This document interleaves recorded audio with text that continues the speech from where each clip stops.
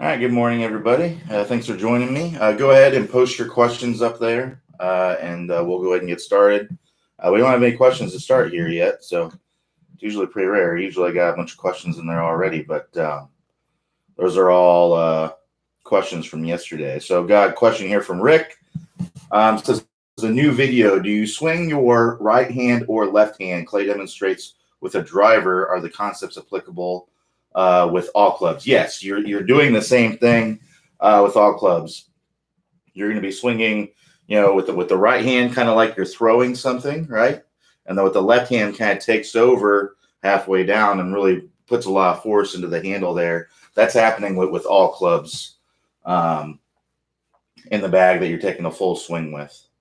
If it's a shorter club, it's going to be more, or if it's a shorter swing, you're not going to be using your right hand as much. It's going to be more left hand as you're coming through.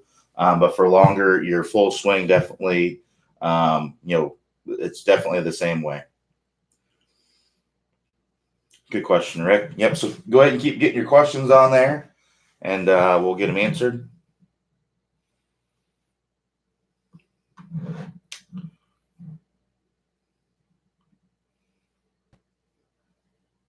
No problem, Rick. Glad I could help.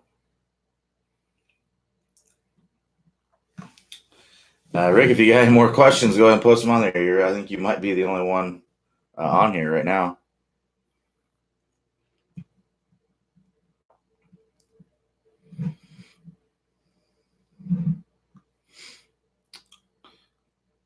Yeah, so on the right-hand side there, you can ask your questions. So a couple more people have come in.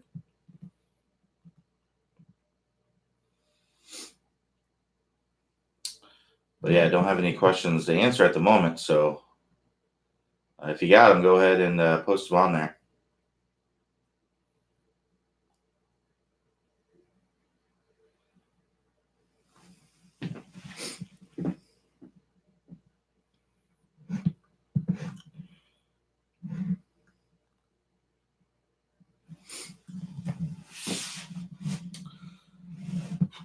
If you're just joining, I'm just waiting for a question to be asked. So if you got a question, go ahead and post it on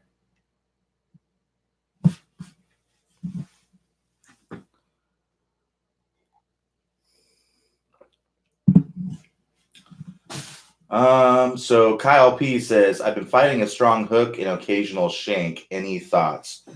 So those are actually, a product of probably most likely a same issue. So a hook is typically caused by a path that is too much into out. So what that means is if I'm swinging too much into out, that's this right here. See, if you look from down the line, you can see that club is well inside the hands. See how it's working inside the hands here? And my path is working out in that direction. So when that happens, if I have a square club face or if my face is just closed relative to my path, meaning my path is going out this way, but my face is pointed that way, it's closed relative to the path, that's going to cause a hook. So what you need to do is most likely look at your swing on camera and see if that's the case, see if that is what's going on.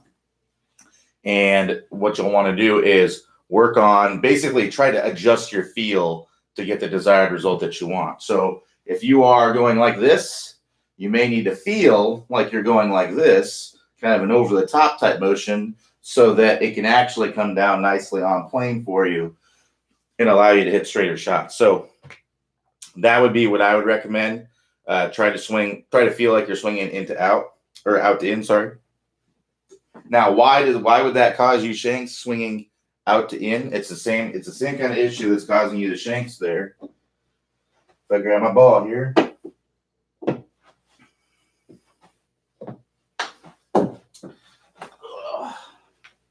So anyway, if you're swinging into out to the extreme, so if you're swinging into out a lot, so this would be an into out club path. This would be a neutral club path. This would be an out to in.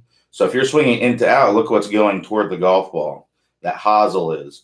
So if you mistime that a little bit, you're going to be hitting this off the hosel. So most likely, if you just work on coming more out to in or feeling like you're really out to in, you'll likely fix your issue of the shanks and the hooks. A way that you can, there's a great course on the website where you can work on getting rid of that hook. There's the Never Hook Again course. If you click on the house icon at the top of the page there, that's going to take you to the home page. And if you scroll down on the home page, you'll see the Top Speed Golf System course progress. That lists all below that's all the courses on the website. So about halfway down, you'll find that Never Hook Again course. Start working through there. Now, if you start going through there and you still get the hooks, not the hooks, but if you go through that course, it's going to fix your hooks. It won't necessarily fix your shanks, but the reason you're probably shanking is because you're swinging too much into out and getting to where your path is more on plane. That will most likely fix that. But let's say that you're still shanking it. Even after you fix your hooks, you're still shanking the ball. It happens sometimes. If that is the case, then here's what you want to do to help you fix your shank a little bit. The first thing that I would do is I would actually intentionally strike the ball out on the toe. I know that seems kind of counterintuitive. Why would I try to hit a bad shot? But it's just like what you did with the hook.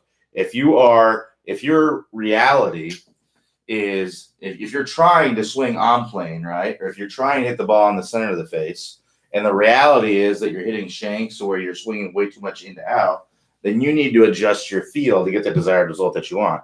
I understand that may be uncomfortable because what you're trying to do, you're adjusting your feel to trying to hit a poor shot. But the reality of what's going to happen is most likely that you're going to end up hitting a good shot.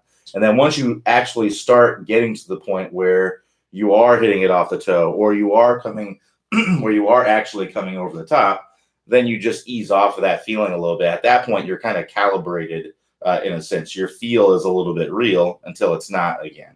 So that's the first thing I would do is I would actually intentionally try to strike it on the toe. If you still strike it on the heel, then exaggerate it even more. You may need to feel like you're coming into the golf ball and you're missing it, so that you're hitting it so far off the toe that the toe is missing it. It's on the inside of the club. It's on the inside of the ball. That may be how much you need to exaggerate it because it's just so much out of your comfort zone. Now, if you strike the ball on the toe, then just ease off that feeling. But most likely what's going to happen is you're going to end up hitting it more in the center of the face.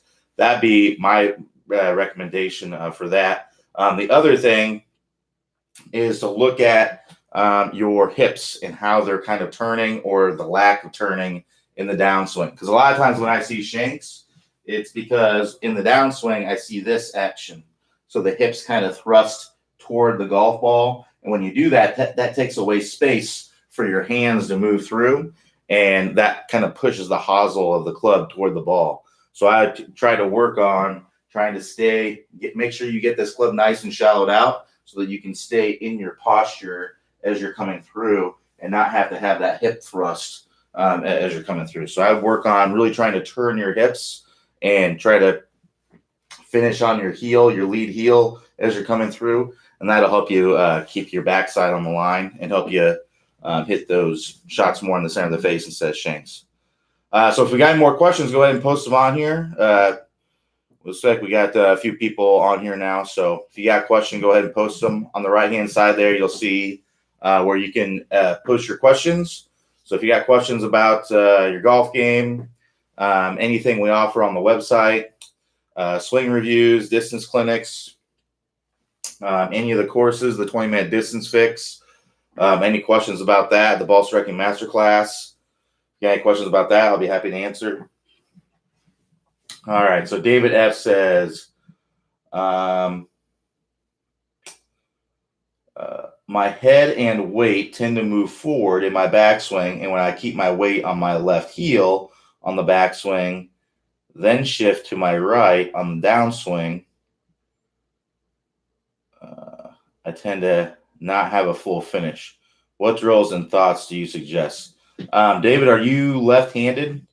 It sounds like, so my head and weight tend to move forward in my backswing. So you actually want, in the last part of the backswing, you actually want your momentum starting to move toward the target.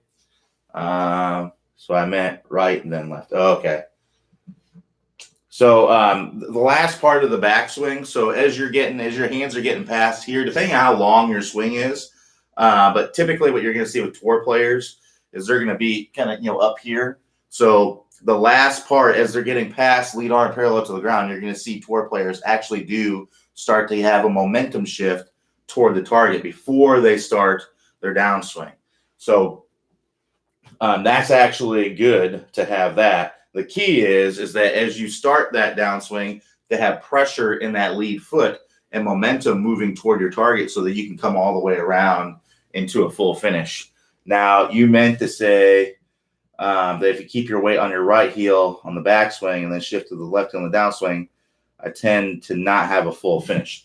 Yeah, so you want to have that momentum shifting to your lead side before you finish that backswing. And that way you have pressure into the ground so you can rotate the body. So it sounds like you're just not quite getting the timing. You're trying, you're here, it sounds like, and then you're starting this downswing, and then it's really just the momentum of your arms, which is bringing everything around to your lead side. So you're not really getting a weight shift. It's just the momentum of your upper body shifting everything forward. And that's what it sounds like what's happening with you. What I'd recommend is working on something that's called the step drill.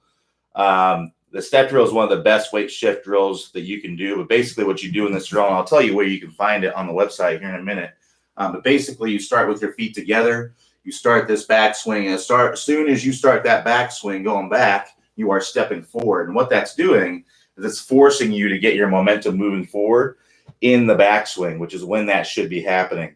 And most people, what I see is they get totally loaded up here, and then they don't start any momentum going forward until it's way too late. Their arms are already down here, and by that time, the arms are already racing out in front of the body, and you're basically swinging all upper body at that point. So we need to be going up to the top, still loading up. As we're loading up, we're loading up here, and then now we're getting that momentum moving forward. So that way in the downswing, now I can get things moving forward too. So the step drill is going to be a really, really great drill for you to work on that. So there's a couple places you can find it. It is in the 20-minute distance fix. It's often referred to as the sumo step drill in there. But it's the same drill. It's a sumo step drill. It's a step drill. You can use that one to get to the 20-minute distance fix. You can click the house icon at the top of the page.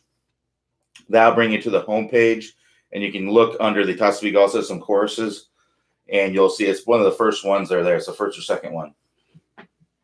And then you can also find it by, if you go to the instruction tab at the top of the screen, hover your mouse over that. And if you hover your mouse over that, that'll expand a menu, and then you'll see 20-minute distance fix is the first one. So that's in the week 1 materials, the sumo step. Well, another drill that I like, or another video that I like where Clay demonstrates the step drill, is the how to start the downswing drill. That's in the vault. The easiest way to find that is just in the upper right-hand corner. There is a search, this website, there's a search function. If you just type the word downswing in there, and then click search, a bunch of results will come up. And I believe last time I checked, it was the 3rd result down. It's got some yellow lettering in the thumbnail. That's the one you want. So how to start the downswing, and Clay demonstrates the step drill in there.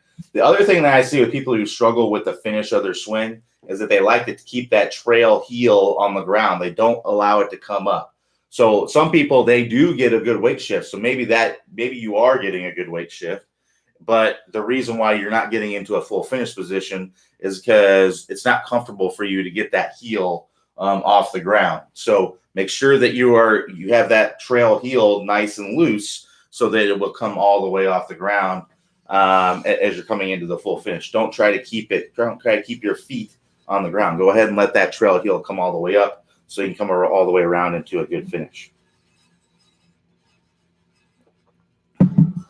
So Rick L says, bunker shots, does the backswing go along the toe path or the target path? I like to swing in the direction of the target. And that's if you're swinging, I would swing in the direction of your target. The direction that your face and the direction of your target, that's where you want your path to be. All right, so go ahead and get your questions on here, and we'll go ahead and answer them.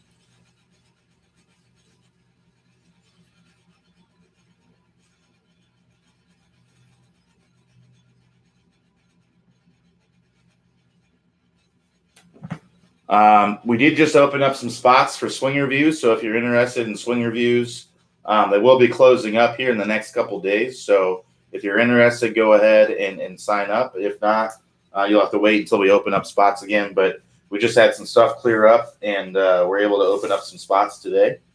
So if you're interested, go ahead and sign. If you have any questions about swing reviews, feel free to ask. But yeah, we got some spots opening up for myself and Robin. If you're interested in just signing up for swing reviews or more information, obviously you can ask any questions that you have on here. But if you're looking for more information about swing reviews, you can click above the video here. You can see where it says learn more about something about working with a TSG instructor. So go ahead and click on that. You can get there. Also, from any other page on the website, that get a review in the upper right-hand corner of the page, you can also click that, and then I'll bring you to the swing review page where you can see an example of a swing review. You can see if spots are open. If spots aren't open, if spots close up, you don't get there in time, no big deal. Just join the waiting list, and then the next time that we have spots available, you'll be notified. We'll try to notify you, but you'll get a notification that that spots are available, and you can sign up at that time. So, but you and other people on the waiting list are getting those as well. So you'll want to act fast whenever that happens, because the spots do get gobbled up there pretty quick. So, yeah, if you got any questions about that, feel free to ask, and I'll be happy to help. So Robert U says, where is the release point on that bunker shot? Still at 45 degrees in front with the club face to the sky. Robert, that's a great question. So the bunker is the only place where it's okay to flip the club, where it's okay to release the club early. So I tend to try and release that a little bit early. It would be maybe a few degrees out in front to maybe it might be releasing at the ball. I mean, that's you can actually flip through in impact or in the bunker. And the reason for that is because that's going to expose this bounce a little bit more. And that's going to allow the club to glide through the sand a little bit more easily. So that's a great question. So if you watch, if I'm coming down, let's say I have this face opened up a bunch, and I'm coming down and I'm getting a ton of forward shaft lean here, and then I'm releasing that club out in front. Well, if that's the case, I'm not exposing a ton of bounce to the sand, and it may end up digging on me, and it may get kind of lost in the sand if I do that. Now, if I come down and I kind of flip it, release it early, now I'm exposing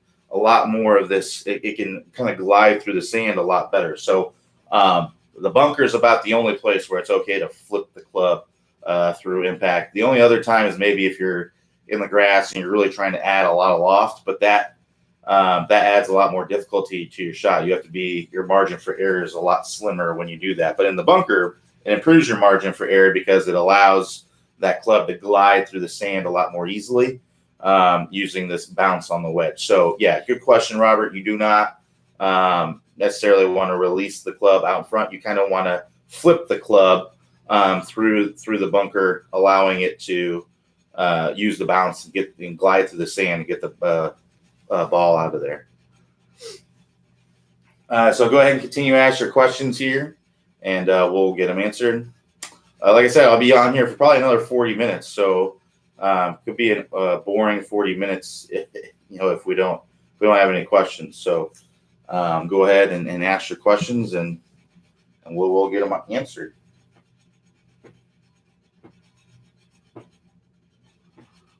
So yeah, any questions about 20-minute distance fix, neural adaptation? That's a good subject to talk about if you're not sure what that's all about. If you haven't done the 20-minute distance fix, even if you do not necessarily need distance, which I can argue that everyone needs distance, but even if you don't feel like you need distance, you should go through the program. It's going to help your game.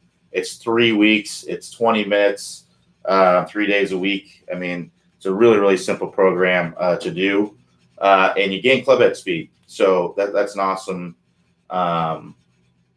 that's an awesome benefit to it. So I may come back to that. Robert here had another question. Says, I find that if I keep my trailing elbow tucked and almost toss the bounce an inch behind, then I get that good thump. Yeah, that's a good feeling to have. I mean, you almost want to feel like, yeah, you're coming down and you're smacking the sand with the bunker. So you're feeling that elbow kind of tucked, and then you kind of flip the club through, and I'll let you get that nice thump on there. That's good. That sounds like you're in the right place there. And having that elbow tucked, that also allows you to allow that club to come in more shallow. Because if you get it out of away from your body, you come in steep, which you don't want to do in a bunker shot, because then again you're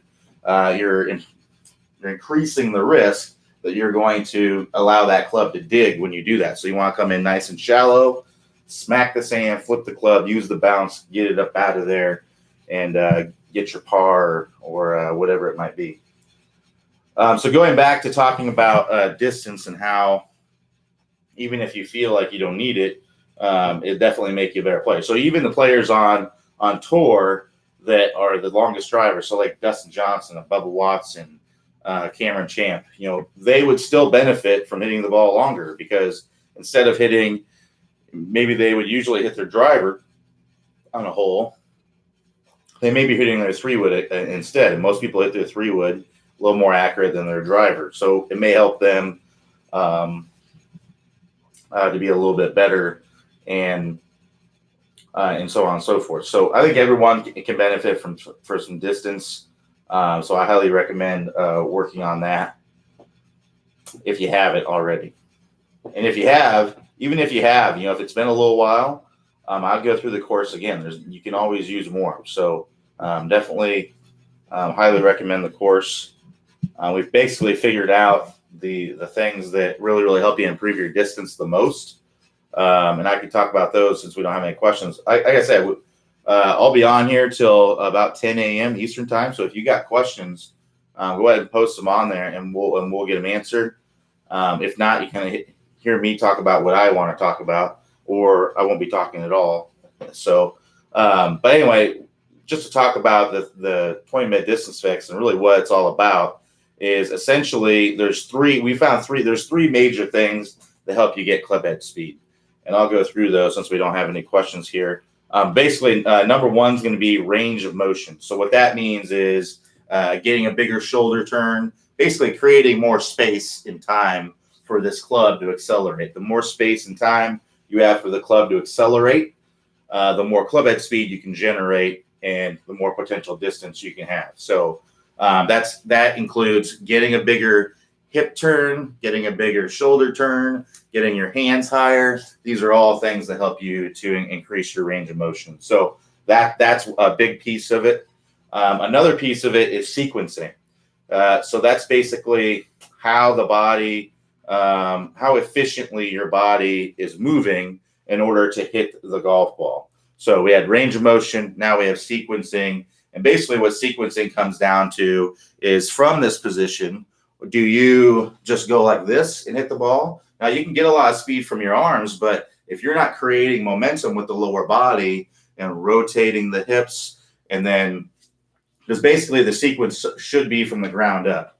You should start rotating the hips, and then that rotates the rib cage, and then that rotates the shoulders, and then that gets the arms going. The arms get the hands to release the club. So it should happen in that sequence. That's the most efficient way. It doesn't mean you can't play good golf if you don't do that, but that's the most efficient way to hit the golf ball, and that's the way all tour players do it.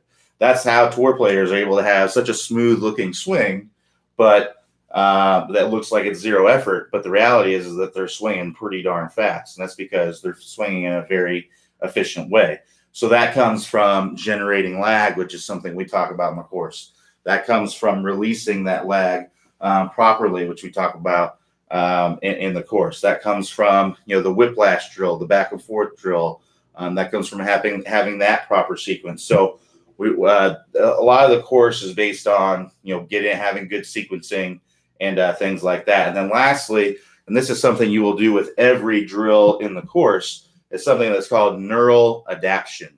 So basically what that means, without getting into all the science of it, is that you want to be swinging as hard as you can when you're doing the drills. And the reason for that is that when you swing as hard as you can, you actually are using your biggest muscles in order to make that happen. When you give 100% effort, you are using your biggest muscles. So I equate it to someone who's swinging nice and easy.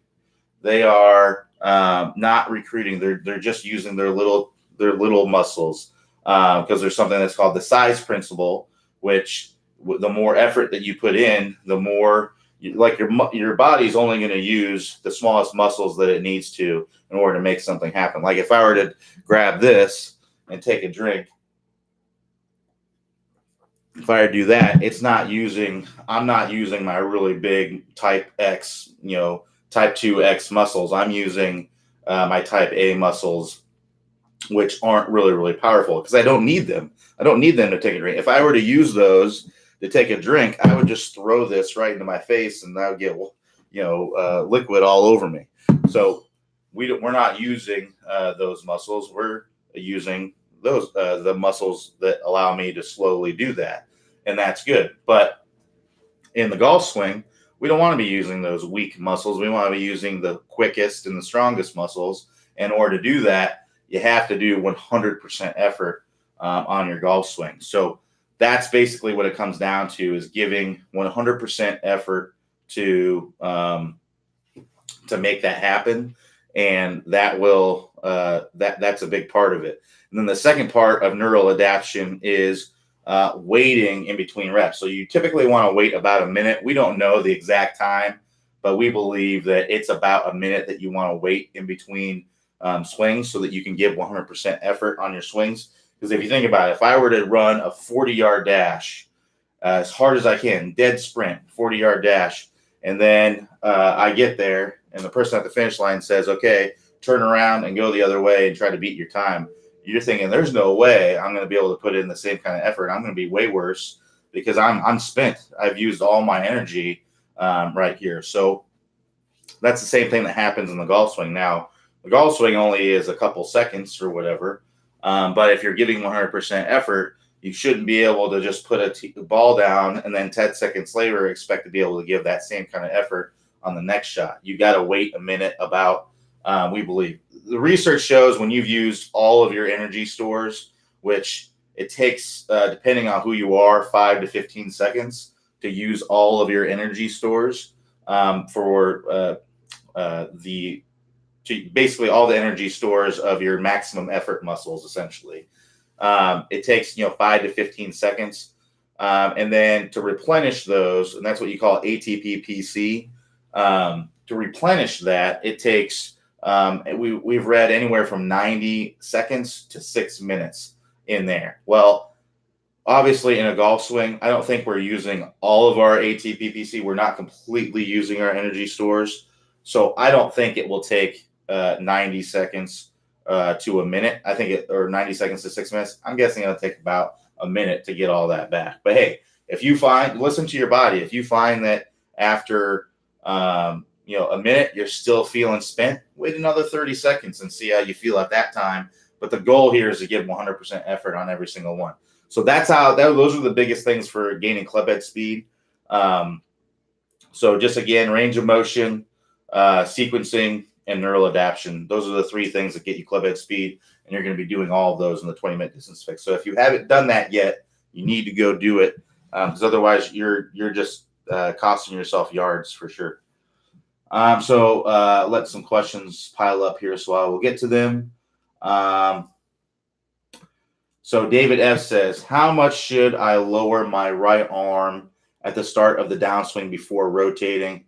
I have a tendency to not drop the club much at all and try to reach the ball with my right shoulder, going with the ball with a bigger side bend, which obviously causes problems. So it really depends on how vertical your swing is.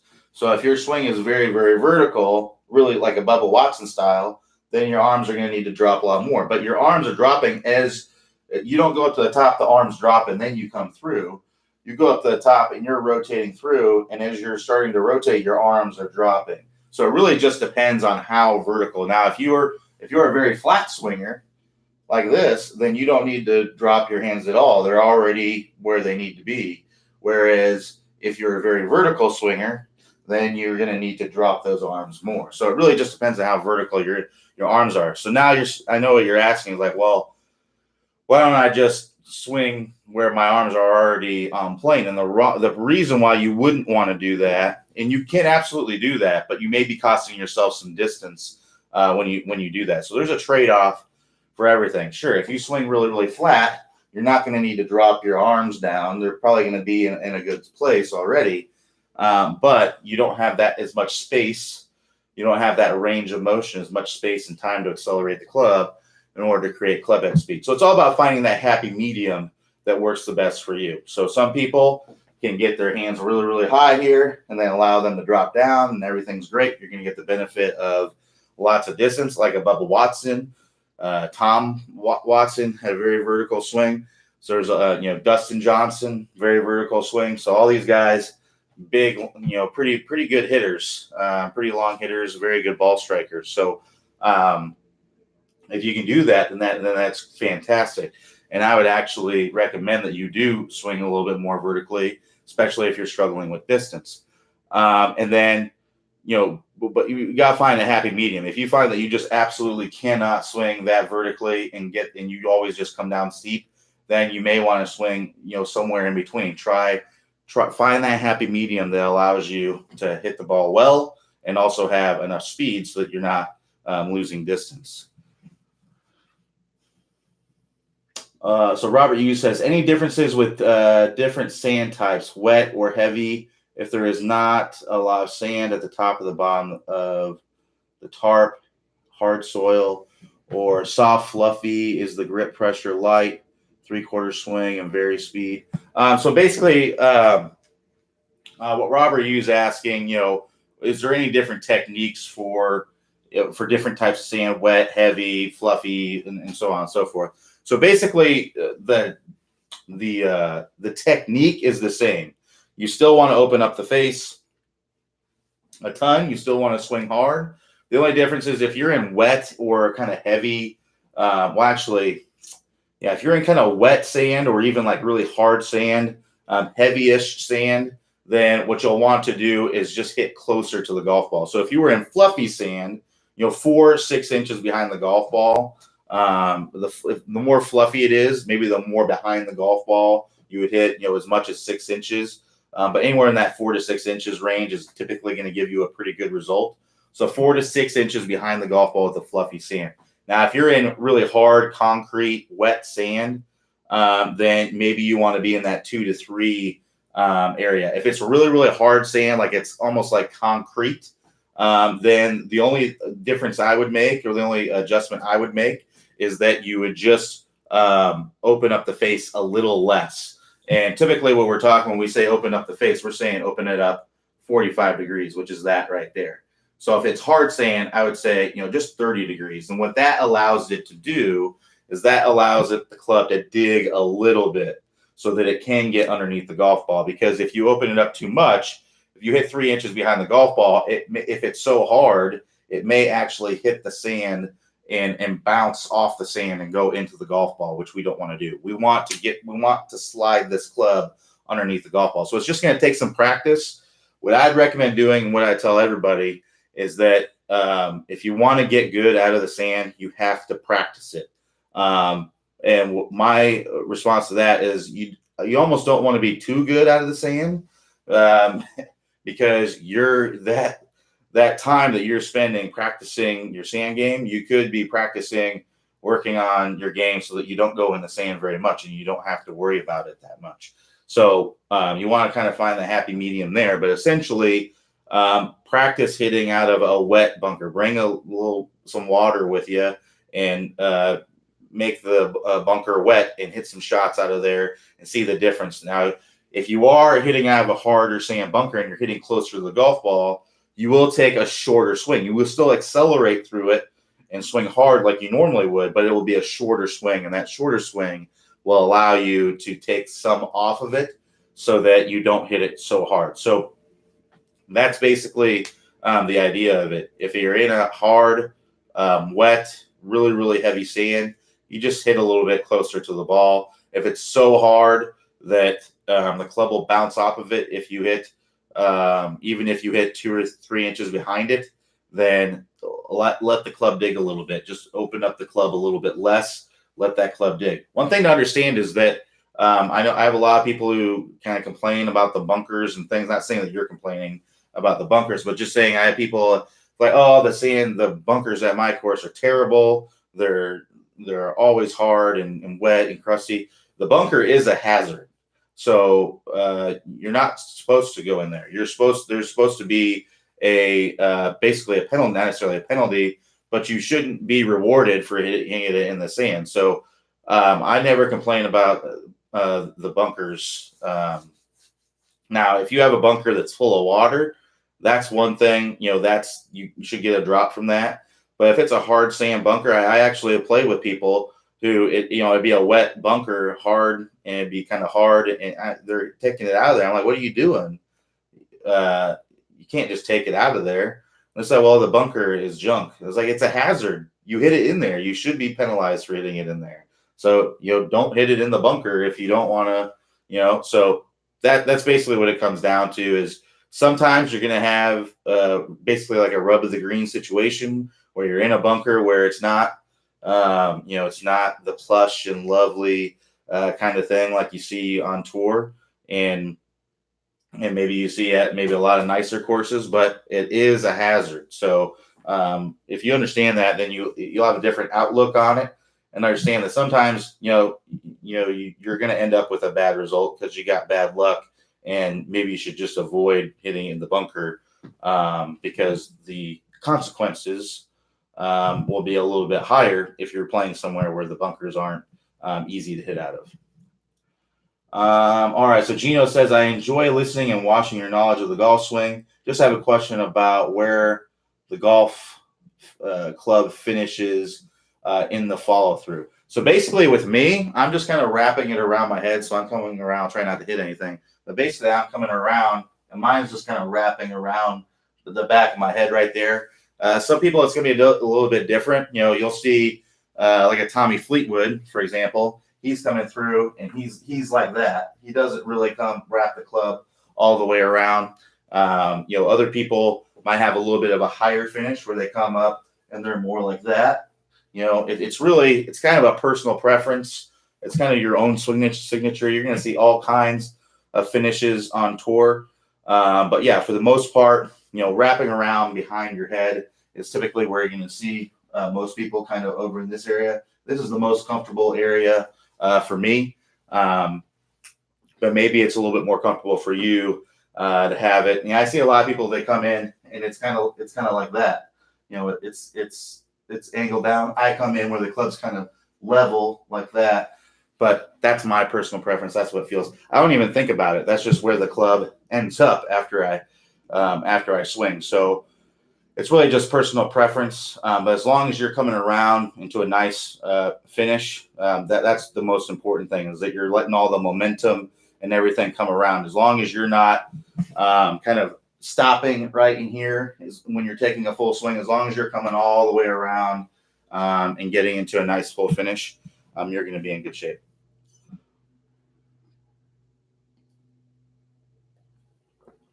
All right. So Steve T says, hey Q, I recall seeing a video with Clay using the caddy drag. I'm not sure what that is. Can you explain and let us know where we can find that video? I'm not sure what you're talking about. Caddy drag. Also, can you use this on all iron shots, tee, irons, pitch, sand? Thanks. Caddy drag. Sorry, Steve. I'm not sure what caddy drag is. If you're still on here, if you wouldn't mind just give me a little bit more explanation. There are a lot of videos on the website. I do know most of them, but I'm not familiar with one where Clay talks about caddy drag. Maybe that's a misspelling. So Robert Yu says, all arms and stable body. No, so the bunker shot's not going to be all arms. And some people do kind of use a stable body if it's a shorter swing. If it's a shorter one, sure, you can use a stable body and mostly arms. But if it's a full on bunker shot and you need to get a lot out of it, you may need to kind of move your body as well so that you can get that. But if it's a shorter one, like a very close greenside one, then it can be mostly arms. But if it's a longer one, you will need to lose your body in order to get enough speed. So David F says, how can we go back and view your responses from today? Do we have to wait until the summaries are sent out on Friday night? No. So I archive these every day. So after we get done, so at 10 a.m., we'll be done here at 10 a.m. Eastern time. So about 20 minutes. After that, I go in and I got to do a couple things, but within a half hour, I usually have it archived, and you can go to that same office hours highlights page and see the archived office hours. So you'll see all the highlighted ones, and then you'll see below that, you'll see the office hours archived one, and you'll see all the ones from before, and you can watch them. They're in a playlist there. So that's where you can see it very, very easily when we get done. That, and like I said, I usually have that on there within a half hour. So by 10:30 a.m. Eastern time today, you should be able to find the archived office hours. So Steve T says, taking the club back with the handle first. So I assume that's, you're talking about the caddy drag thing. It sounds like you're just talking about the takeaway. That could be one of probably 30 videos that you're talking about. The best way to kind of find videos is just to search for keyword. Our search engine on the website actually works really, really well. So I don't know the exact video that you're talking about, but I imagine it's a takeaway video, would be my guess. So if you just search the word takeaway in the upper right-hand corner there, you'll be able to find tons of videos on the takeaway. And I imagine you'll find the video that you're looking for. So like I said, in the upper right-hand corner, it says search this website, put the word takeaway in there, click search. I imagine you'll get tons of results in there. And you can kind of go through there and see and try to, hopefully the thumbnail of the video or the title of the video will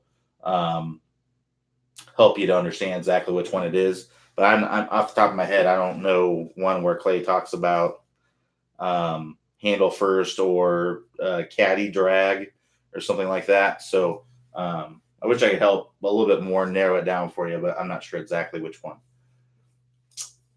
So yeah, go ahead and keep posting your questions. We got 15 minutes or so left on here, and then we'll call it a day after that. So yeah, if you got any questions about swing reviews, and like I said, we just opened up some spots for swing reviews. So if you're interested, you got a couple days where we'll keep the spots open. If not, we have to close them. You have, I believe, until it might be just tomorrow. I'm not 100% sure. But yeah, if you're interested in doing the swing reviews, make sure that you sign up today or at the latest, maybe tomorrow morning, afternoon. Because I can't remember exactly when they told me when they're closing it down, but yeah, so we just had some things open up, and we're able to take on a couple more students. But yeah, once it fills up, we'll have to, and it is first come, first serve. So if spots are closed up, then you won't be able to sign up until next time. So Kevin B says, do you pick a spot in front of the ball for direction? So I think you're talking about like an intermediate target. Yeah, that's typically how I line up my shots. So I'll get behind. I'll try to kind of show you in here. But what I'll do is if I have my ball here, and let's say, actually, let's do this. Let's say I'll use the screw.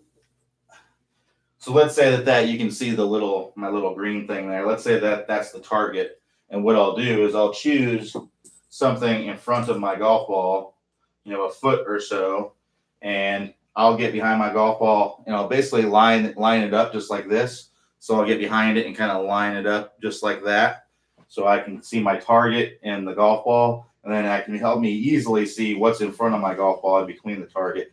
And then when I go to line up, I go and line my face up directly to that little spot in front of my golf ball, and then I look at the target and kind of set my feet in, and then I take the swing. So it makes it a little bit easier, because if you're going in here and you're trying to set it up to a target, your face to a target that's really, really far away, that can be a little bit more troublesome, because it may kind of look one way, than the reality is one thing, whereas you're going to be a lot more apt at setting up to a target that's right in front of the golf ball. So yeah, I use intermediate target for sure whenever I'm lining up shots. So yeah, if you got any more questions, go ahead and let me know. We got about 15 more minutes. Like I said, we'll be on here till about 10 a.m.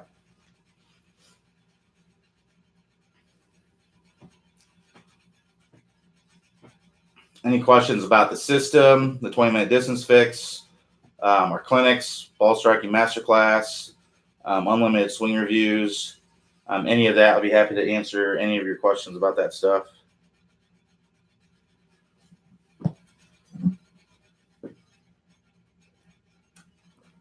Like I was saying, if you haven't done the 20-minute distance fix, I highly recommend. You kind of want to accelerate your progress and make sure that you're nailing everything as you're going through it. A good thing to do as you're going through the program and as you're moving on to doing other things as well is to do it with it. Top Speed Golf instructor is a Top Speed Golf instructor showing you, making sure that you're on track along the way. So you can send videos to it as you're going through the program and making sure that you're on track, you're doing everything. Because a lot of times, you know, what you think you're doing and the reality of what's going on, and maybe I can pick out something that you haven't thought about, or maybe that isn't necessarily in the 20-minute distance fix that will help you as well. In my experience working with people in clinics and in other swing reviews, that can help you as well. So Kevin F is asking, can you share info on forearm? Can you be a little bit more specific on what exactly about the forearm information that you're looking on? And if you're ever looking for specific information about a specific body part or things like that, and throughout the whole entire swing, because we don't really have time to do a whole entire swing kind of thing on here. But basically, if you go to the instruction tab and you go to the vault categories, so instruction tab, let that menu expand, and then you'll see the vault categories there. If you click on that, that'll take you to the page with all the vault categories on there. And in the vault categories, there is one that's called Crazy Detail. And in that vault category, you can find all kinds of videos on parts of the body where Clay goes into crazy detail. So there's one on the left arm, one on the right arm, one on the right leg, one on the shoulders. There's one on all kinds of things. So and it's not just parts of the body. There's one on weight shift. There's one on the grip. So there's all kinds of ones that you can find if you're ever wondering about specific things that you want to work on. So yeah, I recommend checking that out if you're looking for some more specific knowledge. So Kevin B says tucked in or relaxed. So I think you're talking about at address. So at address forearms, you should be fairly relaxed here at address.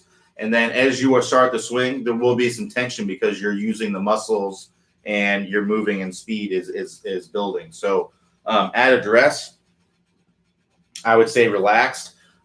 It's going to be a little bit tucked. I mean, it's going to be, if you're relaxed, it's basically going to be like that. So I'm not like this, you know, but I'm just down here. I'm kind of relaxed, but I am sort of tucked as well. So I would say kind of both, but mostly relaxed. So Jens Eric says, hi Q, what ball will you recommend for low swing speed, 90 to 95 per hour? Thanks in advance. I really like these Snell blacks, the MTB blacks. These are really good. So Snell MTB black. we got these one. We got the Duxby Golf logo on there, which is cool. But yeah, the Snell MTB Black is good for 90, 95 miles per hour. It's good for 100, 110 miles per hour. It's really good for most club head speeds.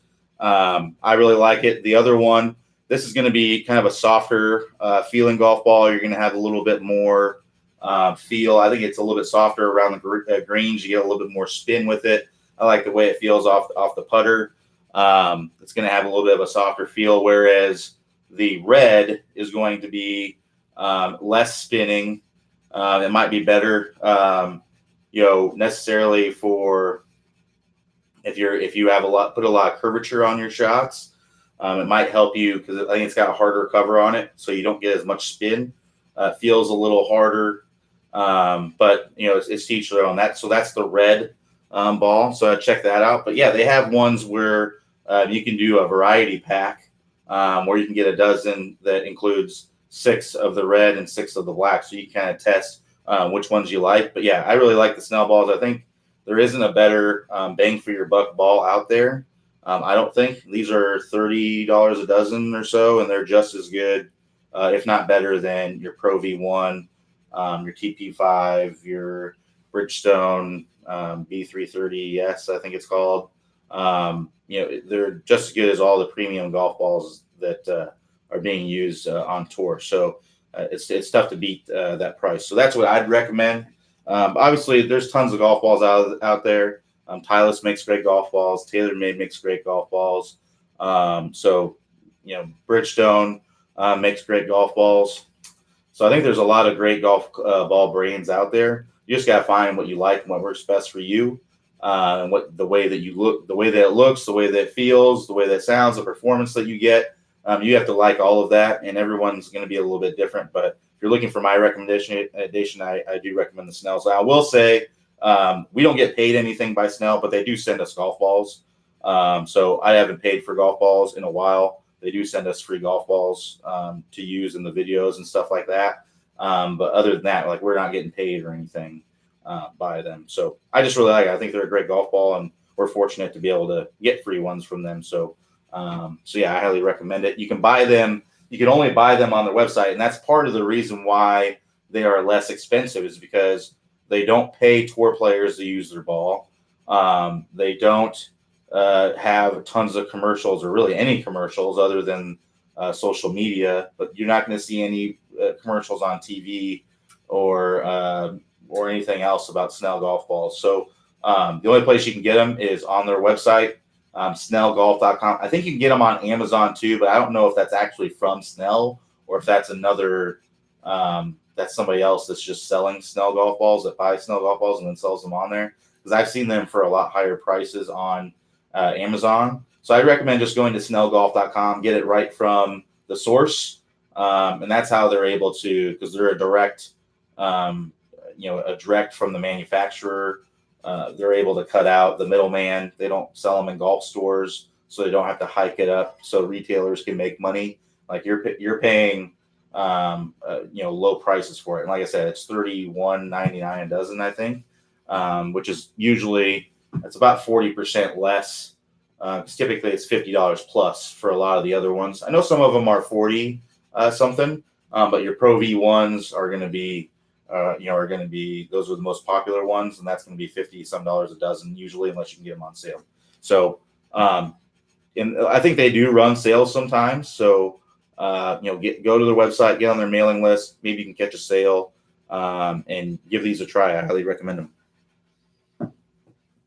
Gino S says, speaking about lining up with a spot, I have a question about using a spot line up your putt. Would you use a spot to line up your putts? It's a little bit harder with putts because a lot of times greens, they're a little bit more uniform. There aren't a lot of spots or things that you can use, but you can, like, if you can clearly see that there's a spot. Typically, I line up toward the hole, and I don't line up at a spot in front of me. The time when I would line up in a spot in front of me would be if it is a really long putt and I'm having trouble kind of seeing the line from where I'm standing. So, and if maybe it's a high breaker putt and I'm having trouble like lining it up where I want to. At that point, if there is some sort of maybe imperfection in the green, or there's a little spot on the green or something like that, I might try to do that. But typically, it's harder with putting because greens are usually there aren't spots that you can line up with. You kind of have to make up an imaginary spot that's there. Whereas in out in the real world, there's going to be a leaf there. There's going to be a twig. There's going to be something in between you and the golf ball, or your golf ball and the target, most likely something definitive that you can line up with. Whereas on the green, a lot of times there isn't, or there might be something there, but it's not directly in line. So you may need to think, okay, I need to line up 2 inches left of this old ball mark or something like that. That could work completely fine. So you can absolutely do that. But I typically only do it if it's longer putts or putts that have a ton of break where I'm having a little bit of trouble lining up exactly where I want to go. All right, so we got about 5 more minutes. So if you have any more last minute questions, I'll be happy to answer those for you. Like I said, we'll be back here tomorrow. If you're interested in swing reviews, now is the time to sign up, because we just opened up some spots, and we'll be closing those soon. If it's wintertime where you're at, it's actually one of the best times to be working on your swing. So as long as you have space where you can hit a golf ball, or not even hit a golf ball, but hit a wiffle ball, or hit almost golf ball. As long as you can kind of hit something, you'll be good. You won't be able to do swing reviews with just a practice swing, but if you can hit something, then you'll be in good shape. If you want to go through the 20-minute distance fix with swing reviews, that's one of the best ways to do it. Highly recommend that. Or going through any of the programs, going through the Top Speed Golf system with the help of an instructor, I would highly recommend that. So, go ahead and if you're interested, go ahead and click at the top of the page there, the Learn More button, or you can always click the Get a Review to learn more about it. And like I said, if you have any questions about it, feel free to ask. I'll be happy to answer any of your questions about it. We'll be back here tomorrow, 9 a.m. Eastern. Come with your questions so that you can get them answered. Today we were really light on the questions for some reason. So go ahead and come up with your questions, and you can post your questions up to an hour before we start. So 8 a.m. Eastern time, that's when you can start posting questions. And those are the questions that I start with. So if you post a question at 8 a.m. Eastern time, I'm starting with that question at 9 a.m. When I come on live. So that's a great way to come on and make sure that your question gets answered. Because sometimes I get a ton of questions and I'm not able to answer everybody's questions. It's fairly rare. I usually get to everybody's questions, but usually we have just enough to kind of fill the whole entire hour. But today it was a little light for some reason. So there was plenty of people on here, but it seemed like most people were just liking to listen, I guess, and not ask questions, which is completely fine. Love to have you here. But yeah, if you got questions, this is definitely the time to ask them. So a couple more minutes. I'll give you another minute or so to ask a question. And then if we don't have any, then we'll go ahead and wrap it up for today.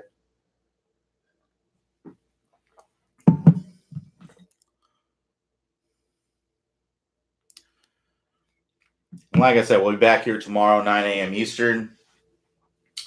If you have any questions about swing reviews, ball striking masterclass, 20-minute distance fix, Top Speed Golf system, or any of the other courses, I'll be happy to help in any way I can.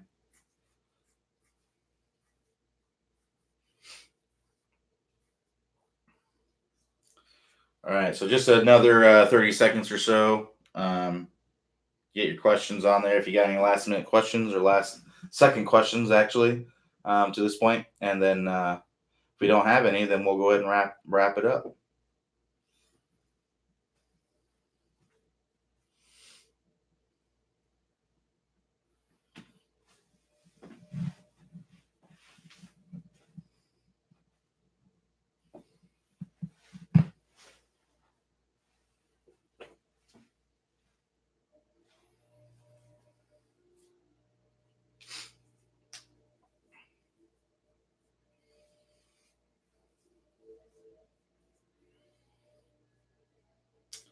right. Well, if there aren't any more questions for today, thank you everyone for joining me. Like I said, I'll be back here tomorrow, 9 a.m. Eastern time, and I'll also be here. Tomorrow's Wednesday, so Thursday will be 3 p.m. Eastern time, and then Friday back to 9 a.m. Eastern time. And I'll be here to answer your questions all week. So if you got any more questions, wait till that time, and I will talk to you all next time. Thanks, everybody.